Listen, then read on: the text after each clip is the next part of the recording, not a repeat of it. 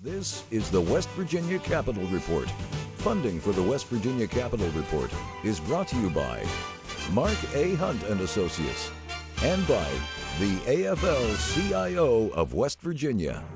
Well, hello, everybody, and welcome to this week's edition of the Capitol Report. I'm Bill Laird, and we're coming to you from the Charleston Marriott Town Center in Charleston, West Virginia, for the 2017 AFT West Virginia State Convention. And I'm very pleased to be joined by two professional educators, experienced teachers in the state of West Virginia, Mr. Sam Burnett, who is the president of the Monongalia County AFT, and also Angie Turkelson, president of AFT Putnam County. Again, both members of the State Executive Committee of the AFT, and again, a great conference. I was taking a look at your agenda. This is an opportunity, I guess, for educators throughout the state to come together and talk about professional interests and concerns. And Sam, beginning with you, what is this convention meant to you, and the value as an educator? What do you take away from a convention such as this? Well, really, it's about bringing all of our brothers and sisters together under one roof, and we do share the same problems throughout the state. I mean, we're all state employees, and you know, we have problems in our classrooms, we have successes in our classrooms, and we share those and try to fix the problems and share our successes. And it's just a great opportunity to bring people together, and then they go back home and share the information with their colleagues. And Angie, the AFT, the largest, I guess, organization in the state of West Virginia, representing not only teachers but school service personnel and others. In terms of the value of the AFT to its membership, again, I know conventions, workshops such as this, ongoing professional education, but I guess it's good to come together with folks who actually have your back and kind of represent the interests of educators in West Virginia. Absolutely. It's great to, as Sam said, to come together and talk about what's going on in our own locals, because a lot of times we can take that back to our local and share something, or we can provide something to another local, a new local, one that's still trying to find their way, and we're able to offer solutions, and we're able to formulate plans about how we're going to approach doing what's best for teachers and service personnel, and now public employees as well. No doubt. And Sam, the teachers are special. You have an opportunity to impact the lives of young people each and every day. But in West Virginia, you know, we've always struggled with competitive pay. You know, oftentimes PEIA is under attack, and our insurance can be threatened. But again, I guess you know, there's something special about the challenge of education that still seems to attract people. But we better start paying attention to sort of the main cog in our education system, which is the classroom teacher. Exactly, and we're seeing more and more a trend. And what's amazing to me is that if I go to my local school, there's all kinds of support from our community for our local school, but the voice overall over public education, there's a disconnect there, because I, as a father, could definitely support my local school, where my children attend, but then you hear all the rhetoric on the outside about how horrible education is, and we just simply know that that's not true. So we need to change that among our community, but also the attacks that teachers and service personnel have been under in West Virginia. Our benefits have been eroding over the last 5 or 6 years. PEIA is definitely an issue that needs to be funded by our state legislators, because we are definitely losing more and more teachers throughout the state. No doubt about it. And Angie, you know, kind of a loaded question here, but you know, we have a tendency, I think, in state government to kind of want to regulate everything. And you know, there's educational standards, you know, that we obviously have State Board of Education, county boards of education. It seems as if everybody's always kind of promulgating standards that sort of set requirements on teachers. And, you know, I've heard some people say, you know, might not be a bad idea to let teachers teach. And again, I assume you've been in the classroom for some time. Do you feel like you have enough discretion to really, you know, do what needs to be done to educate our children? Well, I have been in the classroom some time. I've been in for 20 years at elementary and high school levels. And if you ask any teacher, they'll tell you all they want to do is teach. And there is a lot of regulation. And the problem that we see as teachers is that some of the people making our decisions for us are the people the furthest away from the classroom.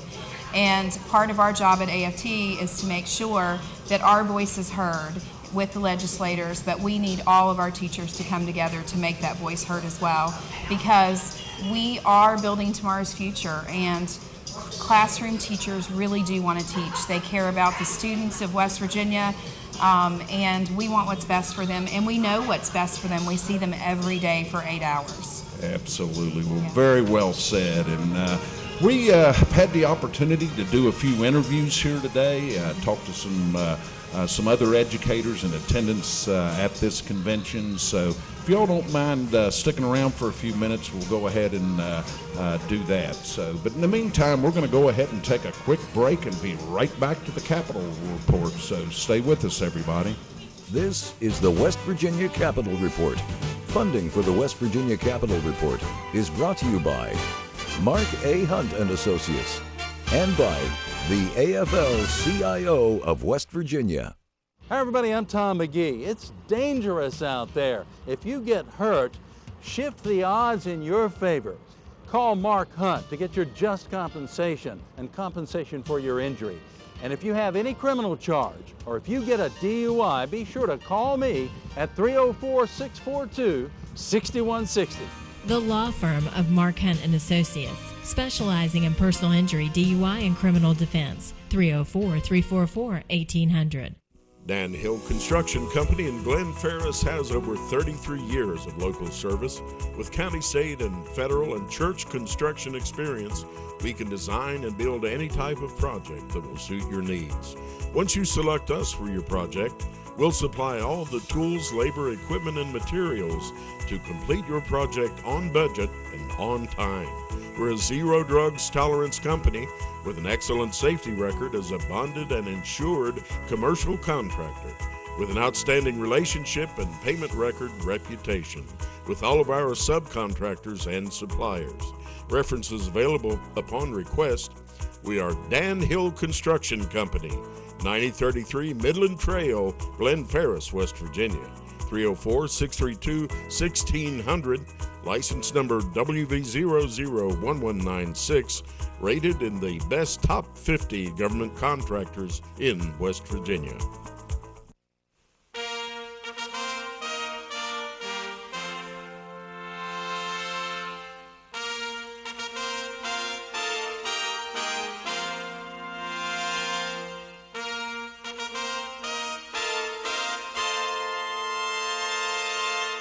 From under the Gold Dome in Charleston, this is the West Virginia Capitol Report. Welcome back to the Capitol Report, where we're at the 2017 AFT State Convention at the Charleston Marriott. And Sam, we had an opportunity to talk to a number of your colleagues here at this convention, and you had the chance to talk to Josh Garrity, who is an educator, and I think you all talked a little bit about teacher rights and those types of things that I think are important, sort of eroding a little bit, and important for the interests of educators to be represented. So this is in Sam's conversation with Josh. This is what he had to say. So what did you bring out of the Know Your Rights meeting? Well, I know that there are issues out there that we are all concerned about, and I now know that there are many others who have the same feelings that I do about these issues, and we can give each other answers to try and solve these issues. So what do you think about all this chatter about merit pay? Well, I think it's bad because I think that it turns teachers against each other because we're not in this.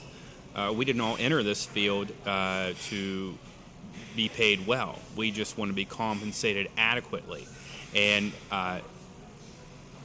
putting a merit pay system in will have teachers competing for the best positions and not competing to make the students the best students. So what do you think about this talk we've been hearing about changing the RIF and transfer process?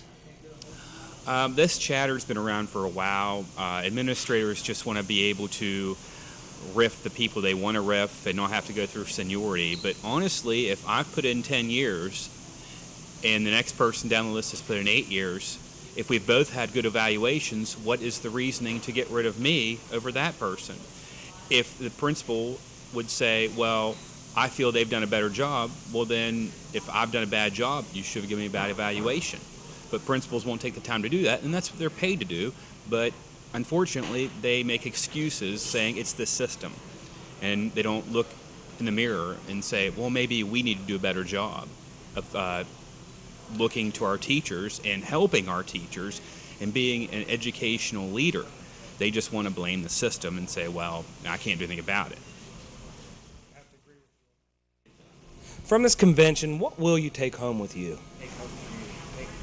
Well, of course, the PEIA stuff, that is a major issue. And we don't get many pay raises, and if we do get any, they're certainly not adequate.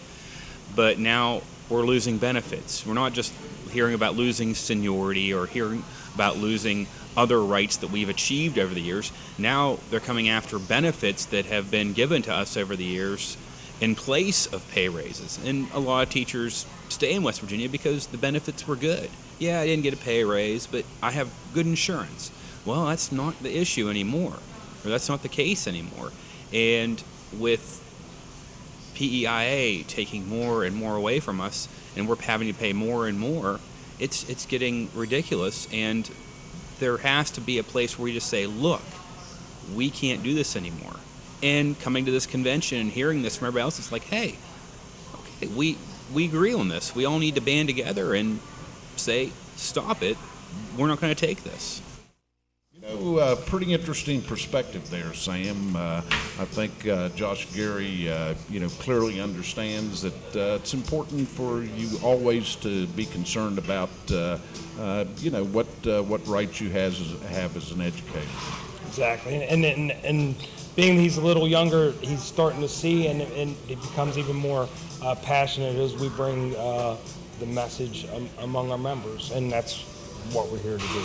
No doubt about it. And Angie, you had the opportunity to talk, I believe, to Brittany Dolly, another educator, and I guess the topic of your all's discussion was the building community relationships and partnerships. Education doesn't occur in a vacuum. Schools are in communities, and establishing those connections outside the school, I think, are important to the education of children. And this is what Brittany had to say. Okay, how do our students benefit when we build partnerships within our community? Teachers are only one person, and our students have lots of needs here in West Virginia. So when we are able to build partnerships with wellness services like mental and dental and health, all the health services in our schools, our students get those services at school and then are ready to learn after those needs have been met. Clay County received an Innovation Zone grant from the West Virginia Department of Education several years ago. How has that community schools model impacted your students and families? Well, at the HEOA Community School, that school had always been the hub of the community in Beaumont, West Virginia. But now we have the ability to have a high tunnel where students are growing a garden. And it's not just the students, but the families come in and volunteer, and we have our extension agent that comes in, and we hope that we're able to build students that are going to be able to be self-sustaining and come back into that community and show that they were successful because of what they learned in their community school.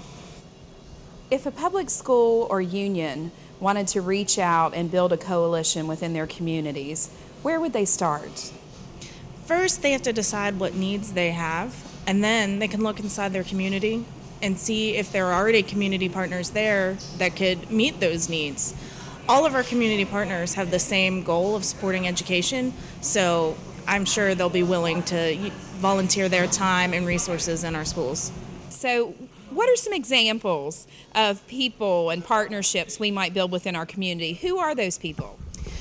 Those could be your civic organizations, any kind of city governments, churches, Lions Club, Kiwanis Club, and any of the businesses in your community. They would all be willing to help.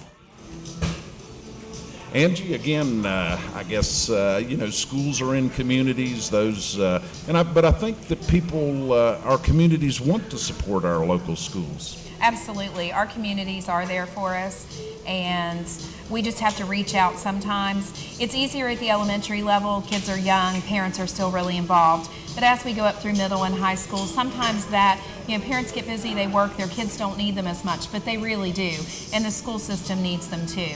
We utilize our local churches, our local civic organizations, our city government, clubs and associations within our community, and offer as much as we can to our students, because that's important. It's often said that it takes a village to raise a child, and in some instances that's very true. It is absolutely true and necessary. Okay, well, Sam and Angie, really want to thank you all for participating in our Capitol Report broadcast, and again, thank you for the work that you do each and every day in the education of our children. Coming up next, we have two additional guests, Greg Merritt and Fred Albert, who also have participated in our interview sessions here at the 2017 AFT State Convention. So stay tuned, stay with us, we'll be right back. This is the West Virginia Capitol Report. Funding for the West Virginia Capitol Report is brought to you by Mark A. Hunt and Associates and by the AFL-CIO of West Virginia. Hi everybody, I'm Tom McGee. It's dangerous out there. If you get hurt, shift the odds in your favor. Call Mark Hunt to get your just compensation and compensation for your injury. And if you have any criminal charge or if you get a DUI, be sure to call me at 304-642-6160. The law firm of Mark Hunt and Associates, specializing in personal injury, DUI, and criminal defense. 304-344-1800. Dan Hill Construction Company in Glen Ferris has over 33 years of local service. With county, state, and federal and church construction experience, we can design and build any type of project that will suit your needs. Once you select us for your project, we'll supply all the tools, labor, equipment, and materials to complete your project on budget and on time. We're a zero drugs tolerance company with an excellent safety record as a bonded and insured commercial contractor, with an outstanding relationship and payment record reputation with all of our subcontractors and suppliers. References available upon request. We are Dan Hill Construction Company, 9033 Midland Trail, Glen Ferris, West Virginia. 304-632-1600, license number WV001196, rated in the best top 50 government contractors in West Virginia.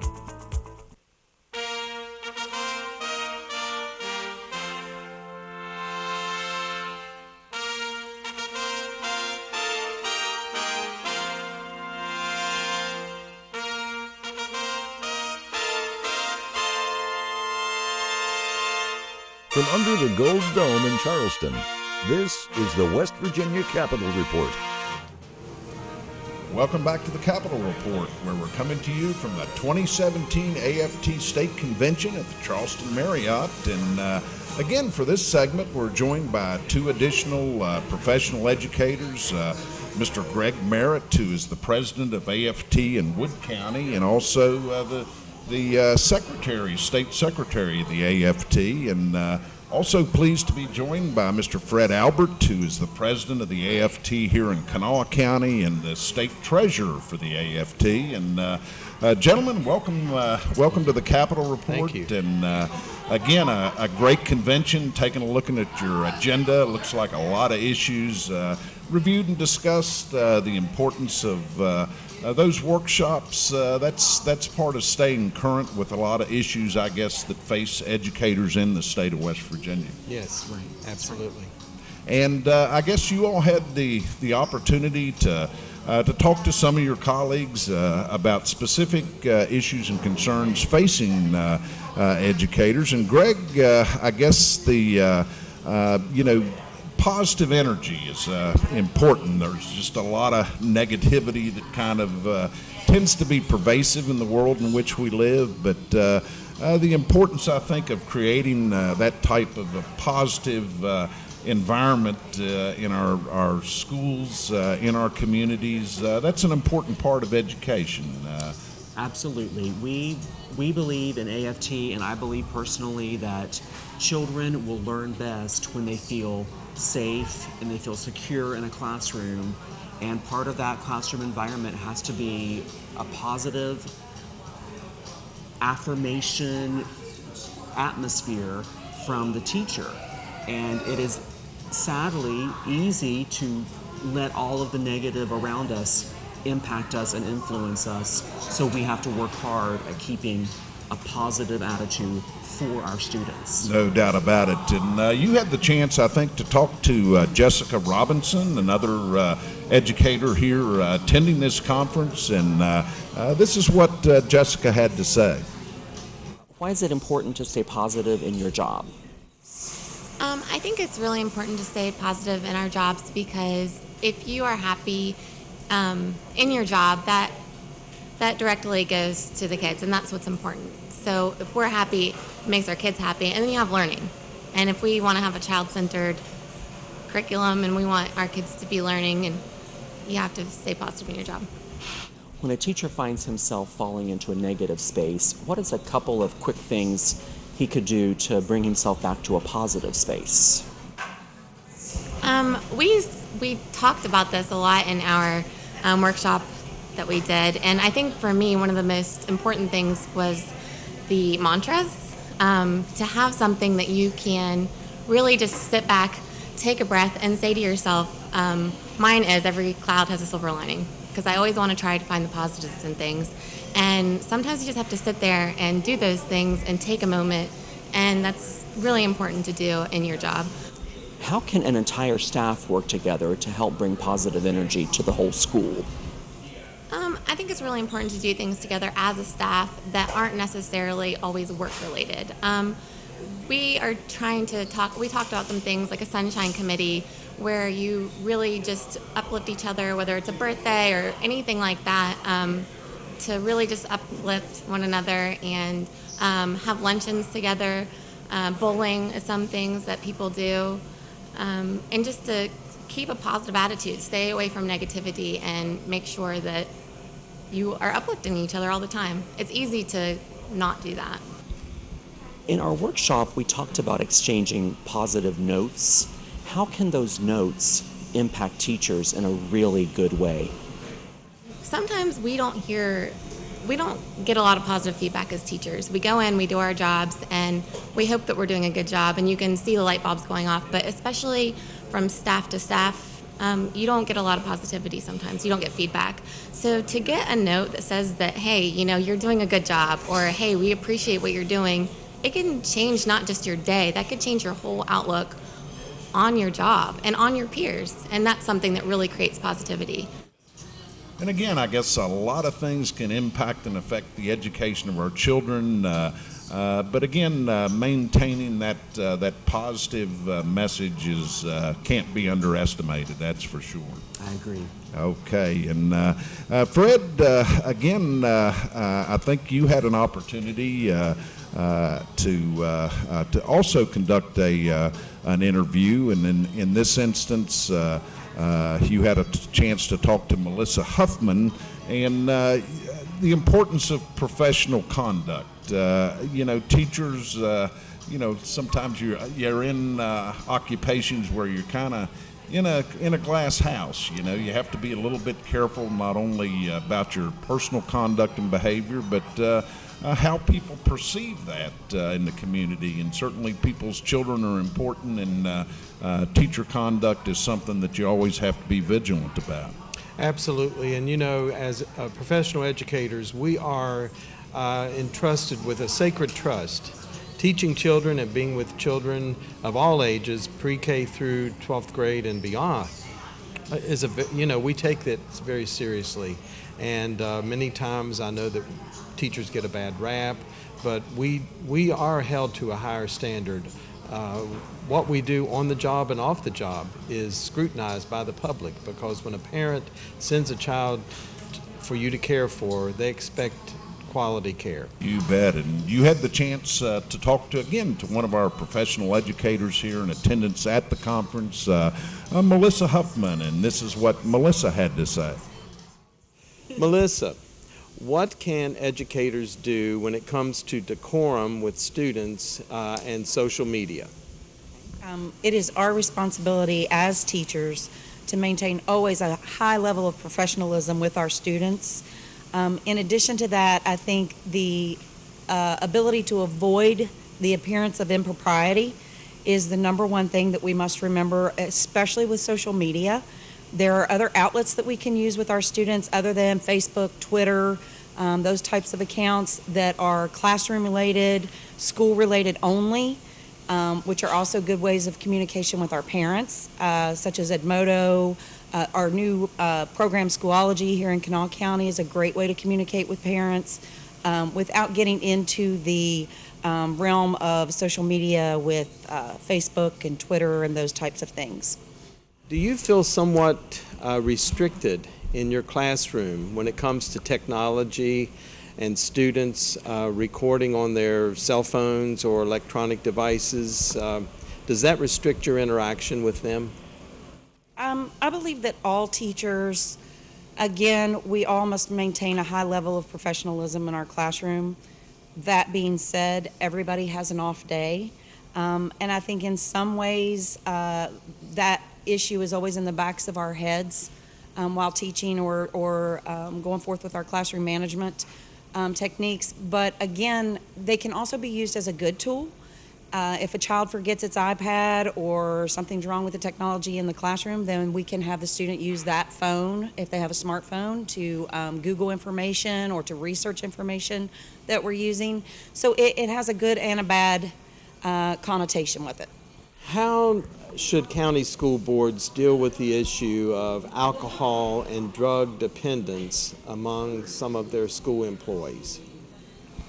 County school boards have the right, if they feel that an employee is impaired and not able to fulfill their duties in the classroom, to do a drug test based on suspicion.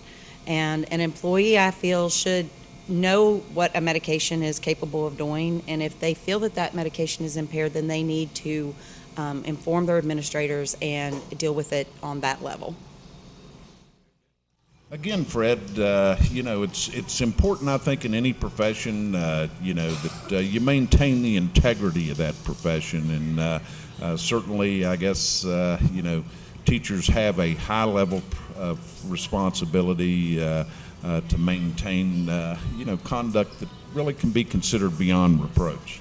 Absolutely, and that's the great thing about AFT. AFT promotes professionalism. AFT has some of the best professional development ever. And we try to keep that in front of our members at all times, that we must rise to a higher level and always be the professional in the classroom. You bet. Okay, we're going to go ahead and take a quick break and be right back, so stay with us. This is the West Virginia Capitol Report. Funding for the West Virginia Capitol Report is brought to you by Mark A. Hunt and Associates and by the AFL-CIO of West Virginia. Welcome back to the Capitol Report as we close out today's show, and real pleased to be joined by a good friend, the president of AFT West Virginia, Christine Campbell. And Christine, just a real pleasure to be at this convention. You're bound to be pleased with what you all have been able to discuss and talk about in the last couple of days. Tell us a little bit about what you think you may have accomplished here today. Well, we had a really great convention. We had an amazing turnout of people all over the state, teachers, service personnel, and state employees that came together to talk about what's happening in the union and to talk about our professions. And as you've seen through this show, we do a lot of professional development at the convention. And it's an opportunity to pass resolutions, to have people improve their craft, to talk about some of the challenges that we face in public education and state agencies, and it really was an amazing event. We actually chartered 4 different service personnel locals at this convention this year. So we now have an additional chapter in Mon County, in Marion County, in Nicholas County, and Mingo County. Absolutely. Well, again, congratulations on an outstanding convention, and please keep up the good work. Nothing more important than the education of our children, the performance of services for the benefit of our public. Again, the AFT, the largest teacher organization, school service personnel, and state workers, important voice for working families in the state of West Virginia. So thanks for joining us on the Capitol Report. And thank you for having us again, Bill. Okay, that's going to do it for this broadcast. Again, to our viewers, I'd like to thank you all for tuning us in each week for the West Virginia Capitol Report. Goodbye, everybody.